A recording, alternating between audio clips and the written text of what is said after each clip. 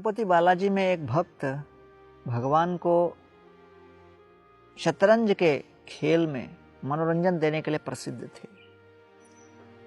तो शतरंज के खेल में वो स्वयं बैठते, एक चाल अपनी ओर से चलते, फिर दूसरी चाल चलते समय कहते भगवान बालाजी की ओर से।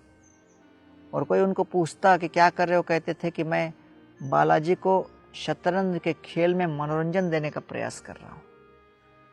उनके इस सरल भाव से प्रभावित होकर बालाजी स्वयं एक दिन प्रकट हो गए और उनके साथ शतरंज खेलने लगे। और फिर उसमें उन्होंने कुछ शर्त लगाया था, और उस दिन शतरंज के खेल में ये भक्त विजयी हुए तो बालाजी ने अपने बहुमूल्य हीरों की माला वहीं छोड़ गए। सारे पुजारी ढूंढने लगे कि हीरों की माला कहाँ गई, और तब ये भक्त उस हीरे की माला को लेकर पुजारियों के पास आए और कहने लगे, ओ बालाजी, मेरे पास ये हीरे की माला छोड़ गए, कृपा करके इसको ले लीजिए। पुजारियों को शंका हुई, उन्होंने इस भक्त की धुलाई की, लेकिन रात्रि को राजा के स्वप्न में भगवान स्वयं प्रकट हुए। भगवान कहने लगे कि वास्तव में मैंने स्वयं इनके साथ इनके सरल भाव को देखकर शतरंज का खेल खेलने का विचार किया, और उसमें मैं जब पराजित हुआ, मैंने स्वयं ये हीरे की माला उनके सामने समर्पित कर दी।